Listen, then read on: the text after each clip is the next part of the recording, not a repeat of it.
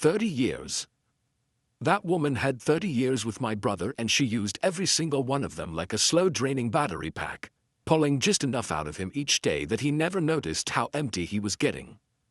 My name is Cole Bryan. I'm a 58-year-old retired corrections officer from Louisville, Kentucky, and I have spent the better part of my adult life watching human beings in controlled environments. I know what a caged person looks like.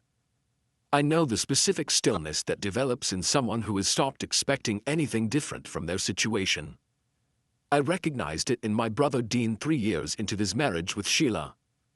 I just didn't know what to do about it until the night he called me from a parking lot at 2:0 in the morning, shaking so hard I could hear it through the phone. Wednesday, September 3rd, 2:14 a.m. My phone buzzed on the nightstand. Patrice didn't move. She sleeps the way righteous people sleep, which is deeply and without guilt. I grabbed the phone, saw Dean's name, and was already sitting up before the first ring. Finished. Dean breathing. Then Cole, one word, my brother's voice, and something in the one word that I hadn't heard since we were 9 years old. And he'd fallen off the garage roof and couldn't figure out if he was hurt or not. Where are you? Kroger parking lot. Hyde Park. It's 2:0 in the morning. I know. I couldn't go home. There was this thing with the fishing trip and he started again. Cole, I asked her. If I could go fishing with Butch's cousin next weekend. One weekend, I haven't been fishing in 4 years. 4 years. I waited. She said no, said she needed the garage reorganized before the Pattersons come over next month. Cole, the Pattersons aren't coming until October. I can go fishing and reorganize the garage and still have 3 weeks left over. I told her that. You know what she did? Tell me. She didn't yell. She didn't argue. She looked at me and she said, I thought you cared about this family. And walked out of the room. A pause. I've been sitting in this parking lot for an hour because I don't know how to go back in there. I looked at the ceiling. Patrice's hand found my arm in her sleep. She has radar. That woman. And I put my hand over hers for a second. Dean, stay on the phone. Tell me everything. He talked for 91 minutes. I know because I checked my call log the next morning, and 91 minutes still felt like he'd barely scratched the surface. The promotion at his engineering firm, the one 12 years ago, that would have moved them to Portland. Dean had wanted it, had practically already accepted it in his head. Sheila called his supervisor directly and declined on his behalf. Told the man that Dean had decided the timing wasn't right for the family. Dean found out from his supervisor 2 weeks later. Sheila's explanation. I was protecting us. The savings account, Sheila's name only, always had been. Dean's direct deposit went into it. Dean got an allowance. He used that word allowance. And I had to physically stop myself from saying something, for gas and lunch. Marcus Ford, Dean's closest friend since college. The man stood as his best man at their wedding. Sheila decided roughly 8 years ago that Marcus was irresponsible and a bad influence. Because Marcus had gone through a divorce, and that kind of thinking is contagious. Deanne hadn't spoken to Marcus in going on 7 years. Tyler and Mara, his own kids, good kids, both of them, but raised in a house where they watched their father ask permission to exist. Tyler was 26 and still thought that was how marriages worked. Mara had moved to Columbus 2 years ago and called her dad when she knew Sheila wasn't home. I sat in the dark of my bedroom in Louisville and I felt something shift in my chest. Not anger, not yet, something quieter, the feeling of a decision forming. Dean, I said when he finally ran out of words. Go across the river. Get a room at the Covington Inn. I know the manager. There. I'll call ahead. Cole, I can't you're already in a parking lot at 2:0 in the morning. You've already left, for the night whether you meant to or not. Go to the Covington Inn. I'm coming to Cincinnati. A long pause. You don't have to. I know I don't have to. I want to. I swung my legs off the bed. I've wanted to for about 25 years, brother. This just finally felt like the right time. Patrice was awake when I hung up. She didn't pretend otherwise. How bad? She asked. Bad. I turned on the lamp. I'm going to Cincinnati. She sat up, looked at me the way she's looked at me for 32 years. Steady, clear. Already 3 steps ahead. The switch. The switch. She nodded slowly. We'd talked about this. Not seriously, not as a real plan, just one of those conversations married people have when they're frustrated about something they can't fix. What if you just went and the sentence had never finished until now? How long? Week, maybe 10 days. She reached over and picked up her phone. I'll call the school and reschedule your sub-coverage. Patrice teaches 4th grade. She has handled every complicated thing in our lives with the same calm she uses to explain fractions. It is one of the reasons I love her unreasonably. You're going to need to practice his handwriting. He still does that thing with his 7s. I know we're identical, Patrice, not strangers. You haven't been in the same room with Sheila for 4 years. She's going to be looking for anything off. She gave me the look. Practice the 7s, Cole. I practiced the 7s. I arrived in Covington on Friday morning, September 5th. Dean was in room 114 of the Covington Inn. A good room, Riverview, the kind of place that's comfortable without being impressive. He looked like a man who'd slept, for the first time in years, and hadn't quite figured out how he felt about it. We sat across from each other at the small table by the window, and I studied his face. Same face I've been looking at since before I can remember. Same jaw, same eyes, same slight asymmetry on the left side that only matters to us. 58 years of the same genetic information diverged into 2 entirely different experiences. Dean looked at me the same way. This is strange, he said. It's always strange. We're twins. No, I mean, he gestured between us. You look like what I think I'm supposed to look like.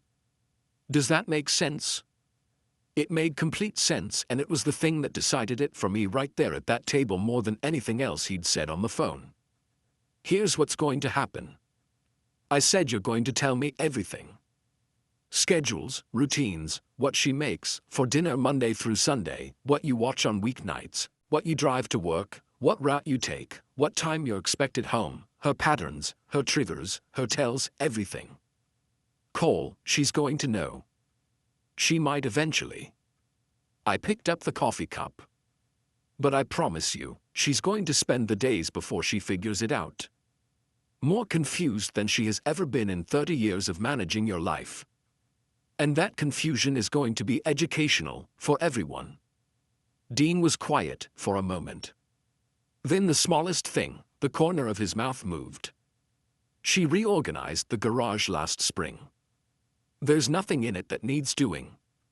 I know she made that up. I know, Dean. He looked out at the river, the Ohio moving slow and gray in the September morning. She told my boss I didn't want that promotion. I know you told me I wanted that promotion, Cole. I know you did. He turned back to me, and for the first time since I'd arrived, he looked like my brother instead of a man I used to know. Don't blow up my house. I'm not going to blow up your house. I set the cup down. I'm going to remind it what you sound like. We spent all of Friday and Saturday in that hotel room. Dean talked. I took notes. Actually took notes. A yellow legal pad. Because Patrice was right about the details. Sheila's schedule. Her coffee order in the morning. The specific way Dean loaded the dishwasher that she'd corrected enough times that it was now muscle memory for him. The neighbors to avoid. The ones who were genuinely Dean's people. The way Sheila referred to his engineering work as your little projects, Dean said it so neutrally that I don't think he even registered it anymore. I registered it. Sunday morning, September 7th, Dean caught a Greyhound to Louisville. Patrice was waiting for him at the station.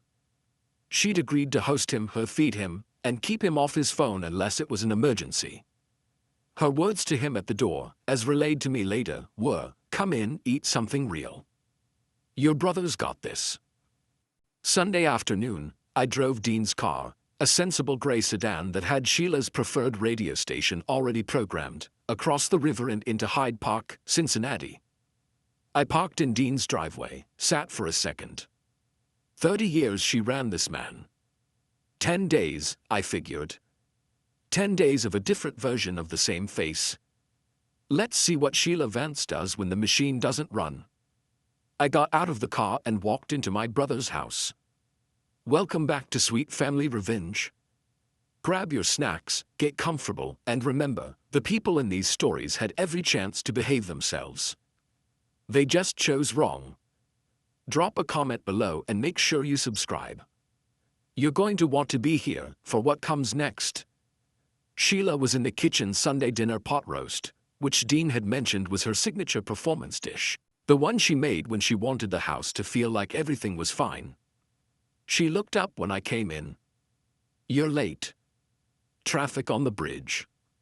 I set Dean's keys on the hook by the door. "Right hook." Dean had specified. Always the right hook. And walked to the kitchen like I'd done it 10 times. Because Dean had 10 times at least. The Pattersons confirmed for October 15th. Sheila said, not looking up from the stove. "I told them we do dinner here. I need you to look at the garage this week. The shelving on the left side has been loose for months." "I'll take a look," I said. "Also, your mother called." "I'll call her back." She called twice. I turned, looked at Sheila directly. She was still facing the stove, poised, composed. The specific posture of a woman who expects her words to land without requiring eye contact to enforce them. 25 years of watching people in institutions taught me something. People who control others rarely look at them when they're giving instructions. Eye contact implies negotiation. Instructions don't negotiate. "I'll call her back, Sheila," I said. Same tone, no edge. She didn't respond, which meant that was fine. I didn't know it yet, but that exact exchange, so small, so routine, was going to feel completely different to her by Wednesday. Dinner was quiet. Tyler stopped by. He lives 12 minutes away in Oakley. Worked at a marketing firm downtown and ate with us. He looked at me once across the pot roast with an expression I couldn't fully read. Not suspicious, something more careful than that. I filed it away.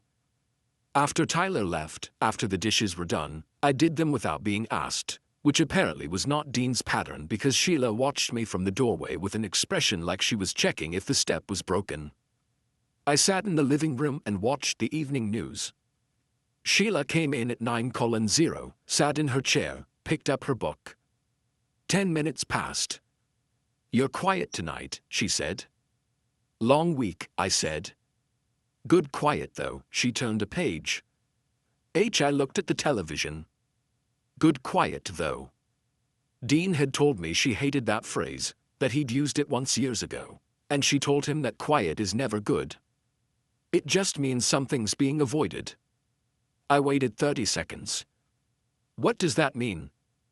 Good. Quiet means I'm comfortable. I didn't look away from the TV means the house feels okay. Doesn't always feel okay. A pause long enough to park a car in. The pot roast was good. She finally said, "Yeah," I said it was.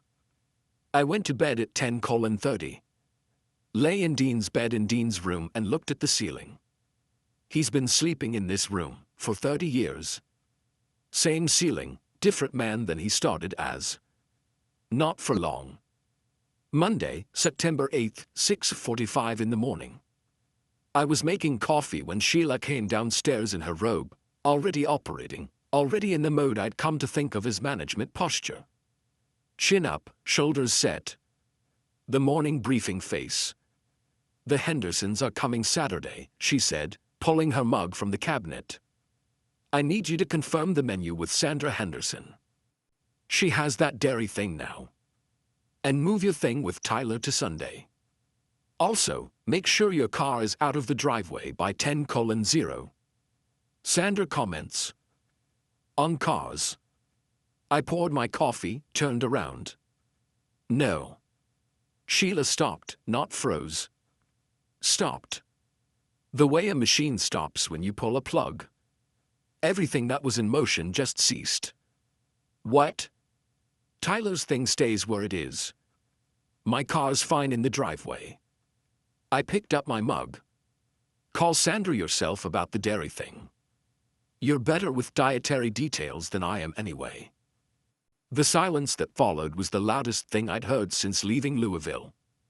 Sheila's face did something I don't think her face was accustomed to doing. It searched, scrolled through responses the way you scroll through a menu looking for something that fits the situation and came up empty. Dean very measured. I'm just asking you to I know what you're asking. Still calm, still warm, even not cold. I wasn't being cold. That wasn't the point. The point was simply that there was a man in her kitchen who meant what he said. I'm good on all of it except those 3 things. Those 3 things I'm passing back. She left the kitchen without finishing her coffee. I didn't know it yet, but she was going directly to her phone, and who she called would become very important before the week was out. Monday's no-scent ripples. By Monday evening, I felt them. Sheila was pleasant at dinner. Specifically, deliberately surgically pleasant. The kind of pleasant that is designed to make you feel the weight of the alternative. See how nice this can be when you cooperate. Dean had described this exact mode. He called it the good weather warning. Sunny skies right before she needed something. I was thinking, she said, passing the salad, that we could repaint the den before the Pattersons come. The den looks fine. It looked fine 3 years ago. It looks dated now. I like it. Pleasant face. Persistent. I just think it would be nice. Then let's talk about it after the Pattersons come and we see whether they even notice. I took the salad. No sense painting for guests who might not care. She put the salad bowl down with slightly more precision than necessary. That's 2, I thought. Keep going, Sheila. Wednesday, September 10th. Mara called in the afternoon. Dean's younger daughter, 23, calling from Columbus. She called the house phone, which I'd noted was her pattern. She avoided Sheila's cell whenever possible. Hey, Dad. Her voice was bright, but listening. The specific brightness of a child who has learned to take emotional temperature before entering a room. Hey, sweetheart. How's Columbus? Good. Really good.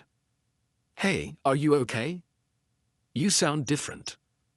Oh, she's sharp. Different. How? I don't know. Mora pause. Dad, did you actually tell Mom no about something? I smiled at the wall. Why do you ask? Because she called me Monday and said you were being difficult. And Dad, I've never heard her use that word, for you.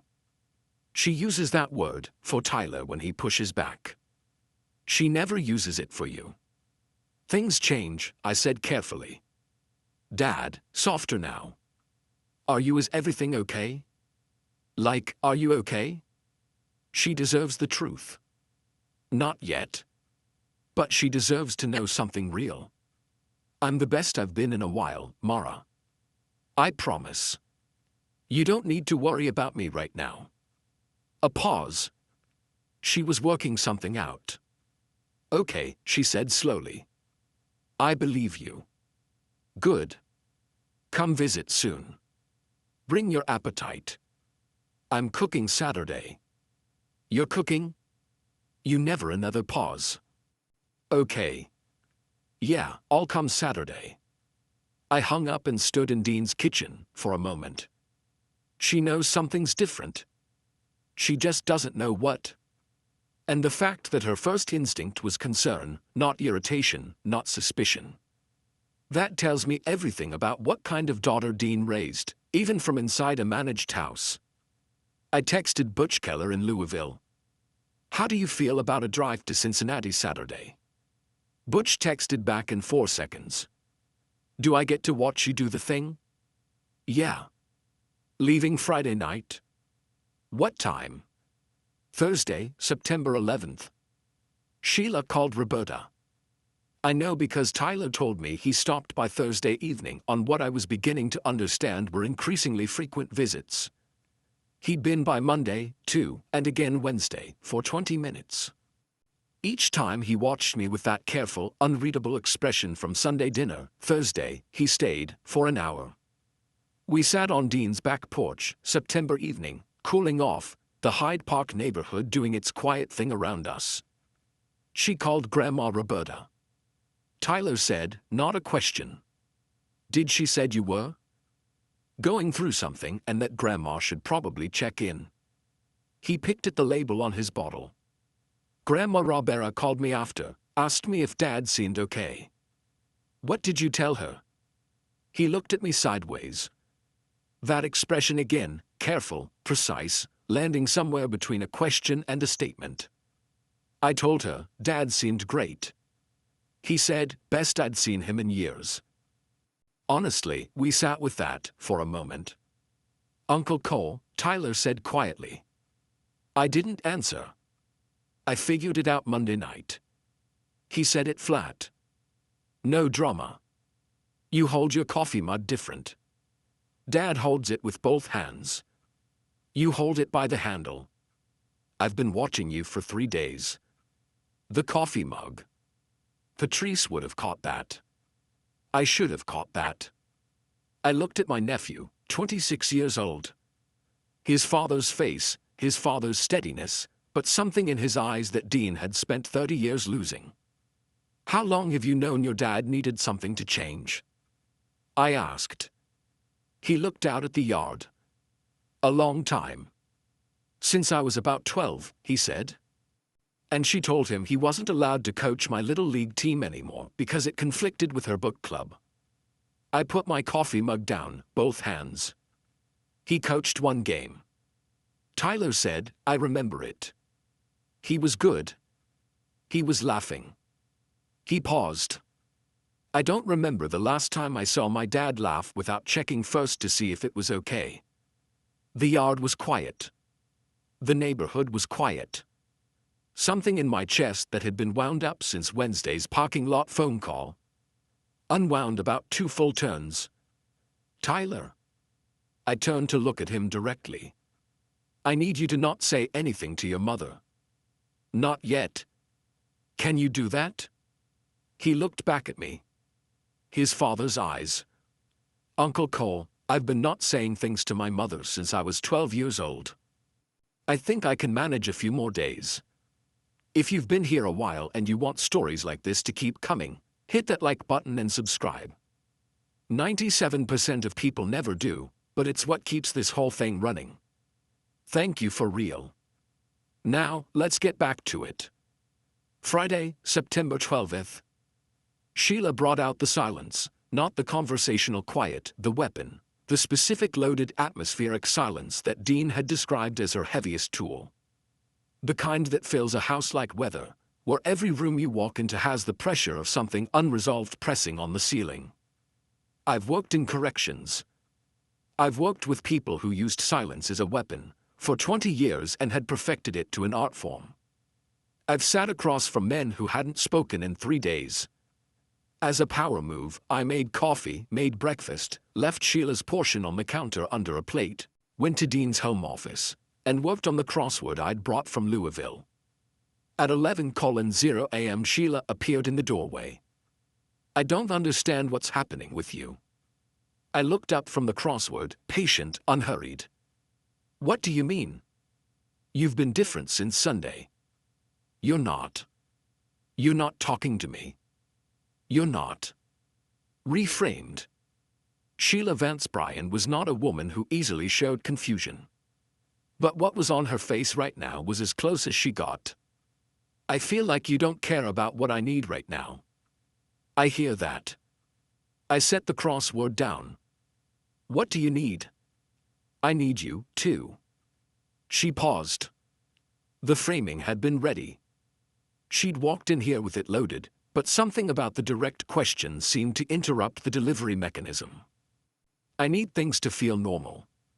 I think things feel pretty normal to me, I said. I made breakfast. I checked the garage shelving. Fixed the left side. By the way, it was just 2 loose screws. I've been right here all morning. That's not what I mean. Then help me understand what you mean, Sheila. Specifically, the specifically landed somewhere. I could see it land. She looked at me for a long moment. And for the first time since Sunday, maybe, for the first time in a very long time, I saw something behind the management posture. Not softness exactly, something more like the outline of a person who had been operating on a particular strategy for so long that being asked to name it out loud to someone who wasn't going to flinch was a genuinely new experience. She left the doorway without answering. I didn't know it yet, but she was going to call Roberta again. And this time, Roberta was going to say something that changed the weekend entirely. The best thing about being a twin isn't what people think. It's not. The finishing each other's sentences or the feeling pain across distances thing. It's simpler than that. It's that somewhere in the world, there's a person who has known your face longer than anyone, longer than your parents, longer than your wife. And when that person shows up at a moment that matters, something in you that's been braced for a long time finally gets to breathe out. Saturday, September 13th. Butch Keller arrived at 9:0 a.m. in his pickup truck with a cooler of drinks, a bag of chips, and the energy of a man who'd been waiting his whole life for exactly this situation. Sheila answered the door. Butch, she said, the name alone carrying an entire filed complaint. Sheila. Butch. God bless him. Has never in his life acknowledged subtext. Beautiful morning, isn't it? Brought drinks. Dean around. She looked past him. At the truck, at the cooler, at Butch's general presence in the universe. He's in the kitchen. He walked past her like a man who'd been walking through doors his whole life without checking if they were open. In the kitchen, Butch set the cooler down, looked at me, and performed an extraordinary act of discipline. He held it together completely without a single crack in the facade. Morning, he said, like we'd done this 100 times. Morning, Butch. I handed him a coffee. Glad you made it. Wouldn't miss it, he said. And the way he said it had enough dry humor in it to fuel a separate story entirely. Mara arrived at 11:0. She walked in, hugged me. I let her hug me, Dean's daughter, with the specific, careful feeling of something borrowed and precious, and then held me at arm's length. You look good, Dad. She looked at me a beat longer than a daughter looks at a father she talks to every week.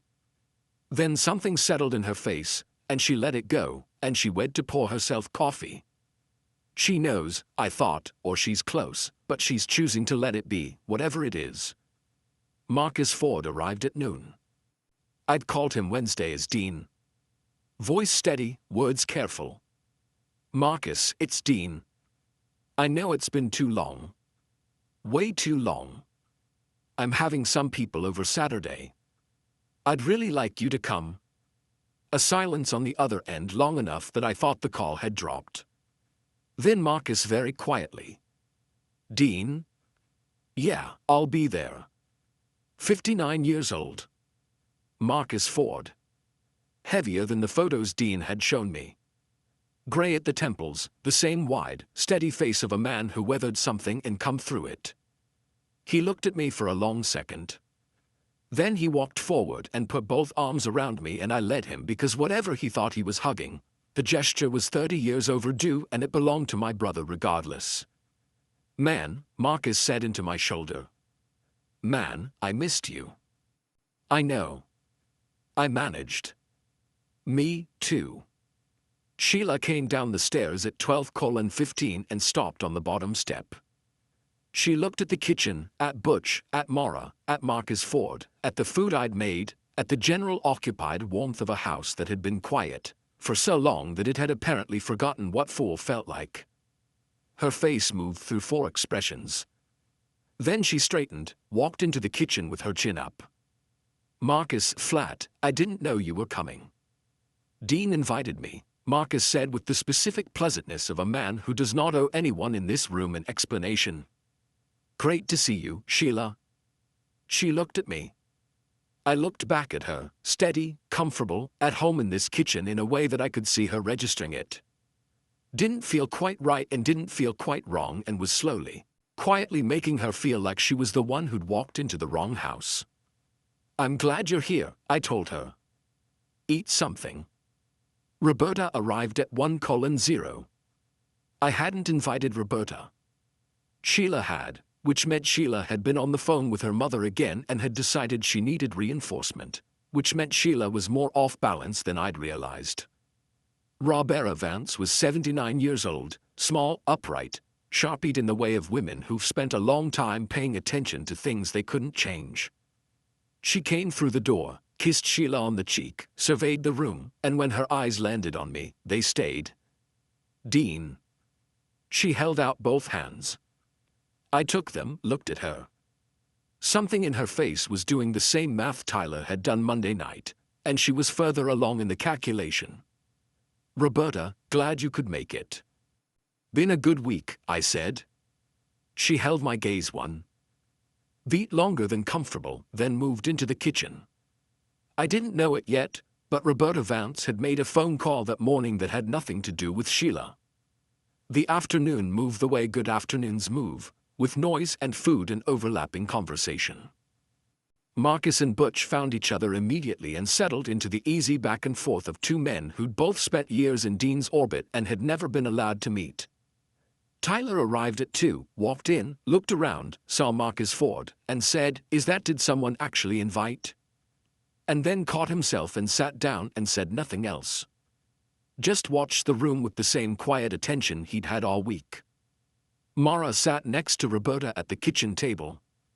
I watched them from the doorway, a conversation I couldn't hear over the general noise. Something passing between them that was low and careful and real. Sheila managed the room the way she always managed rooms, moving through it, directing, repositioning, offering drinks people hadn't asked for, steering conversations. The performance was smooth. It was always smooth. But the room wasn't responding the way rooms usually responded to her. Because the room wasn't organized around accommodating Sheila Vance Bryan. It was organized around a man she'd thought she'd fully managed 20 years ago. Doing things she'd shut down, so completely that the people who remembered him doing them had stopped expecting to see it again. At 3:15, I raised a glass. To Dean, I said the room went quiet. Wherever he is right now. And I know exactly where that is. This one's for you. The room raised their glasses. Even Sheila lifted hers slightly with an expression I couldn't entirely categorize. My phone buzzed. A text from Dean from Louisville from my house where Patrice had made him eat 3 real meals a day and sleep 8 hours and apparently also watch old baseball games and cry once productively about the Portland promotion. I can hear them from here. Go get him, brother. I put the phone in my pocket. Looked up. Roberta was watching me from across the room. Not suspicious exactly. Something more like recognition. The expression of a woman who has seen this face before and is deciding quietly what to do with the information. She put her glass down, stood up, and walked over to me with the deliberate steadiness of a 79-year-old woman who has decided she's done waiting. Walk with me, she said. We stood on Dean's back porch, the September afternoon cooling around us. The Hyde Park neighborhood going quiet in the way it goes quiet on Saturdays. Just enough sound to feel inhabited. Roberta looked out at the yard. You're not Dean, she said. I didn't answer. You're Cole. I've known since you took my hands at the door. She paused. Dean always hugs me. He doesn't take hands. You took my hands because you didn't know. I leaned against the porch railing, the handshake. One more detail I missed. Are you going to say something? I asked. She was quiet for a moment. Then my husband ran the same house for 41 years. Same methods, different name. Her voice had lost whatever was careful in it. What was underneath was just old and true and tired. I watched Sheila learn it. I thought she was protecting herself, learning how to be strong. I didn't understand what she was learning until it was too late. Roberta, she learned it from me, she said flat. No drama, just a fact being put down on the table. I taught her by showing her that this is how you keep someone. This is how you make sure they don't leave. A pause. I lost my husband 12 years ago, and he was in that house with me for 41 years, and I don't know if he was ever happy. I've never let myself ask that question directly until just now, standing here watching my daughter do it to your brother's house. The yard was quiet. She loves him, I said, because I believe that was true in whatever way she knows how. I know she does. Roberta's voice was steady, but something in it was fraying at the edges. That's the worst part. So did I. I looked at this 79-year-old woman on her son-in-law's back porch holding 30 years of a pattern she'd handed down without meaning to, and I felt something that was not satisfaction and was not vindication. It was something heavier and more honest than either of those things. Will you talk to her? I asked. Roberta turned to look at me. Dean's brother, the man who'd driven 4 states and won his brother's life for a week because a phone call from a parking lot at 2 in the morning had finally made it impossible to do nothing. That's why I came today, she said. At 4:30, Dean's gray sedan pulled into the driveway. Patrice had driven him. She came in first, gave me a look that said, I know everything, and I'll debrief you later, and went to introduce herself to Marcus Ford. Dean walked into his kitchen. Same face, same height, same 58 years of shared genetics in the same room, for the first time in 10 days. He looked around at Marcus, at Butch, at Tyler, who stood up immediately from his chair, at Mara, who made a sound she quickly covered with her hand, at his house, his kitchen full. Then he looked at me and I stepped aside because the point of the whole 10 days, every no, every steady morning, every conversation, every cup of coffee held correctly was this.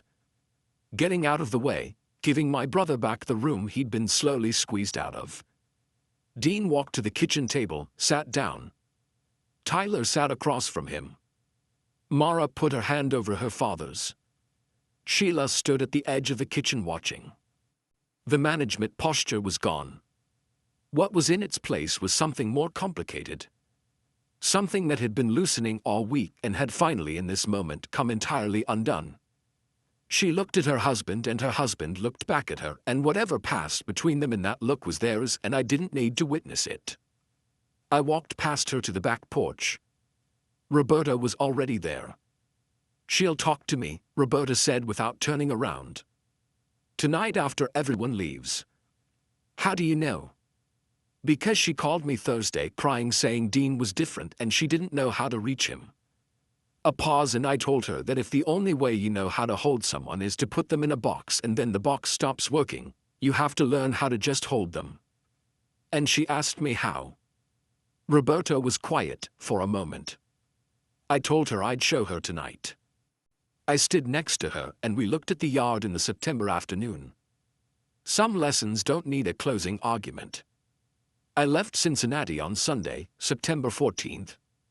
Drove back across the river, across Kentucky, back to Louisville, back to Patrice in our house, and my coffee mug that I hold by the handle because I've always held it by the handle. Dean called me Monday night, not from a parking lot, from his kitchen. I could hear the difference in the acoustics. She agreed to counseling, he said. How'd that go, via Cole? Roberta, he stopped, started again. Did you know about her husband? She told me Saturday. She cried. Sheila cried.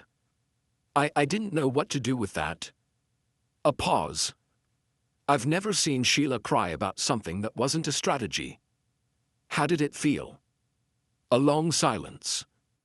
Like maybe there's something there, Dean said quietly. Something underneath all of it that I maybe stopped looking for a long time ago. Yeah, I said. Maybe. The counselor is Wednesday, he said. First session, good call. The tone shifted, something more careful. Sheila asked me, she asked me this morning very directly. She said, was that call the whole time? And what did you say? I said, yes. A pause. And she was quiet for a while, Dean said. Then she said, and I want to get this right because it was the first thing she said in 30 years that felt like it came from somewhere real. She said, he's the only person who ever looked me in the eye and waited for an actual answer. I sat with that. That's something. I said, yeah, Dean said. I thought so, too. Marcus Ford called Dean the same week. They talked for 2 hours. There is a standing monthly dinner now. First Saturday, Hyde Park. I've been to 2 of them. Tyler told me last month that his dad laughed at dinner, a real one, unguarded at something Marcus said, and that he'd had to look away for a second because he wasn't ready for it. That's the one I'm going to remember, Tyler said. Yeah, kid. Me, too. If you liked this story, join our community by hitting that like button and subscribing for more real, raw, and family-centered stories.